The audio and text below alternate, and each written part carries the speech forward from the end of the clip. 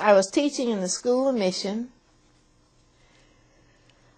I had been, after my husband's death, my mother came to stay with me to take care of poor little Teeny, as she used to call me. And I told her I couldn't afford to be poor little Teeny. We had just built a home up in Virginia. And I just couldn't make it if I was going to sit in a corner somewhere, and I'd love to climb up in her lap. But I couldn't be that. I had to be something completely different for the first time in my life. And what I was experiencing was I didn't have any problem preaching. I didn't have any problem doing the work. I'd been exposed to ministry all my life. If by osmosis you get enough of it. And I love people. But I couldn't let the Lord off the hook for my own loss. And I had my own lament. How could you do this to me? And because my life and my children's lives had been changed in the new marriage.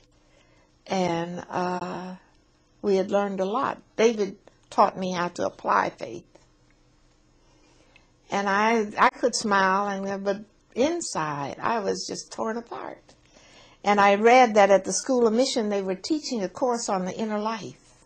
And I said, that's what I need to take. And the man who was teaching it had been a man a minister who had spoken for integration in the church on the floor, and he was very sincere. And I said, I need to get in his class. And I registered for it.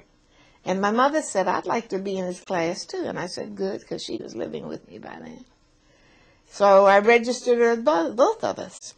3 weeks before the class started, the dean of the school called me and said, Teeny, Dr. Landis's classes are filled. We want you to teach the course on the inner life. I said, oh, you don't understand. My inner life is completely messed up. I mean, I'm going along doing what I have to do. But I cannot teach the inner life. And she said, well, the committee is unanimous on it. We'll give you till tomorrow to think about it. And I said, I will, but I'm not going to be able to do this. I need to take it. I can't teach anybody about the inner life. Well, when she called the next day, I had really prayed all night and asked God, let me get off this hook. Because I loved working with the little church, and I knew, so many people in that church couldn't even read. And we sent the first girl to college from that church while I was working with them. And when I got up the next day, she called. She said, we can get you certified and send you all your materials. You have 3 weeks to get ready, but you can do that.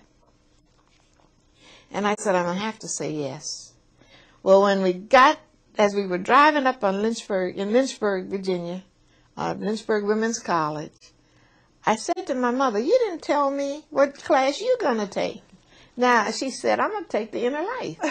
And I said, no, Mama, you can't take the inner life, because that's why. And she said, they asked me to. She said, I'm going to be in your class. I said, no, please. Because, she knew what was happening to me, even though I wouldn't talk about it. She said, I want to hear you teach the inner life. I said, oh, Mama, please don't come in my class. She said, I'm going to sit up on the last row with my newspaper. I said, you don't have to. She said, I'm not going to say a word. I said, you don't have to say anything. I know. Just don't put me under that kind of pressure. Because I felt like I was going against, but the materials were so powerful. And then the first day, and I didn't have any problem teaching. Teaching was my heart. But the first day, there was a young man who was a minister in the conference. I never agreed with anything he said as long as I'd known him. And he came in, and he was on the committee. And I said, Jerry, is there something else you all need from me? He said, no, I'm going to be in your class. I said, oh, about you and Mama, too. I said, oh, no, Lord, don't do this to me. Well, just before the class started, an elderly minister from the Eastern Shore, who had been a friend of my father's, came in the room. Brother Horry Spencer, his name was, from the Eastern Shore of Virginia. And I said, I heard you'd been very sick. He said, I am. But I heard you were teaching the inner life. And I just want to be here. And he brought a power with him and a spirit with him. And we started the course on Sunday night. By Wednesday night, there was so much power in that room, spiritual power. The presence of the Spirit of God was in there. So the people who had come together, and this young white girl came. She wasn't a girl, she was a woman. And she looked like a movie star, you know, and dressed just so beautifully dressed, and money, the very under key, you know, very low key, but very expensive, everything. And I said, I wonder how she happened to be in my class.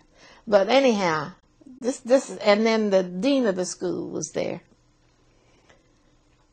And by Wednesday, I felt I needed to get back to my room because I knew God was calling me. You felt transformed. I knew, but I didn't know how to get out of the class. So I decided you were just we're going to have Benedictine silence. So I said, does anybody feel what I'm feeling? And they said, you talk about the Spirit of the Lord being in this place? We all feel it. And they began, I said, well, let me ask you to do this. Between now and supper, let's practice Benedictine silence, which means we will not speak to anybody about anything, but we'll be listening to see why God is working with us in the way. I said, the materials are powerful. And they all said, well, we dismissed for lunch, and we were coming back after supper. And I looked for my mother. My mother was 91 years old. And she had her cane, and she was going across. She wasn't waiting for me. She was going across to the thing. I said, where's Mama going? But at any rate, everybody had gone. And when I started back to my dorm, Brother Horace Spencer was standing at the door. And he said, Teenie, you might as well do it now. And I couldn't respond because I was too full. And 2 weeks later, I was at his funeral. And his wife said he came to her directly and said, we need to go back home. I'm ready to go. But I went back to my class, to my room, and I said, Lord, if you need me to change my life, I don't want to bargain with you, but I'd like to be a trained minister. And I've got a son going to college, and I've got a mortgage on a new home that we paid for. You know all this. And I've got a little girl that her mother left her with me when she was 3 years old. Has never come back. That was pain. Yes. I figured that, yes. And I said that if you can find a way, because I can't find the money, but if you can find a way for me to go to seminary, I'll go. And the other thing, don't let me miss a school bell in September. I was always glad when June would come, but I couldn't wait to get back to school in September. So don't let me miss teaching. And it was done. There was a peace and a power. I was about to ask you if you felt there peaceful. Was a peace and a power, the assurance, the blessed assurance, the knowledge that there is that God that knows more about us than we know about ourselves. And God had taken the tragedy of my life, and it became victory. Turned it around. Yes. Yes. In a way that I had never experienced it in my life. But to show the support that you had, especially from the elder who showed up. Yes. Yes, that must have been very from Brother Horace moving. Spencer. Yes. And the bishop from the Eastern Shore just called me to ask me if I would come and preach for their annual conference. They want to have camp meeting style. And I don't know how to keep still when I preach. I'm a black preacher, and I do move. And the Lord does use me. I have to say that. But that's where my call came. And the way the thing just began to work out. I just found myself at Union Seminary, the Presbyterian Seminary in Richmond, Virginia, in the parking lot. I had been up there to the hospital. That's where my people went to the hospital. And I was getting ready to go back home. And I said, what am I doing sitting out on this parking lot? I said, well, I might as well go in here and see. And I went in there, and the registrar, the dean of the school, had gone away. And I saw the man registering in there was one of the professors, an older professor.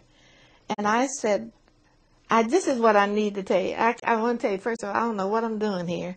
But I know that I've been called to ordained ministry, that I do want to go to seminary. I do not have any money to do it. And then the next thing I said, I didn't even think. It just came out. I said, do you have any Presbyterian money with Methodist written on it? And he said, yes, we do. And within 30 minutes, I had $2,500 and a furnished apartment on campus. In 3 weeks, Mama and Pam and I went to seminary. I took them with me. And I was taking Greek and Hebrew. And I said, Lord, you must not know how limited this mind of mine is between Mama and Pam. Bishop Kelly, it sounds as if once you were able to let go of the emotional baggage, that there was a clearance. Yes. So that you could see where you had to go. Yes. When you knew that you were called to serve God. Yes. Yes. In this way. Yes. Because I was never out of the church. Yes. But I was not doing that. And a seminary student from Drew Seminary was at a conference with me one day, years later, and she said, I wasn't a bishop yet, but she said, Reverend Kelly, I wrote on your life and I got an A on my paper. No, I was a bishop then. And she said, I want you to read it. I brought it to have a copy of it. And she had this beautiful death scene in it, in which my husband begged me to go into the ministry and finish his work. And I said, wait a minute, where did you get that from? She said, isn't it beautiful? I said, it's beautiful, it's Hollywood, but that's not what happened to me. My husband, I never said a word about, he told me that he encouraged me to be a lay, yes, to be a lay speaker in the church, and I was certified for that. But we never said a word about me going. And then, but she said, I said, why didn't you call me and ask me if you writing on my life? You could have gotten in touch with me. I'd have called you. But at any rate, she said, but I got an A. I said, well, I want you to know that's not true. And there's some other pockets of things in there. But actually, the way things began to open for me, in terms of the ministry, I knew that I was called. I felt called to that church. That little country church. We had built our home up there because David was looking toward retirement. He was 20 years older than I was. And then he got cancer. It was 6 months, as far as we knew. Really? And pancreatic cancer. Just like that, it was gone. But it was in the midst of grief that I found my own depth. You know, Mama may have, as yes. sings it, Papa may have, yes. but God bless the child that's got his own. Right. And you can go through the actions, and I was being true to what I believed, but I had not had the depth of the experience that moved me into ordained ministry.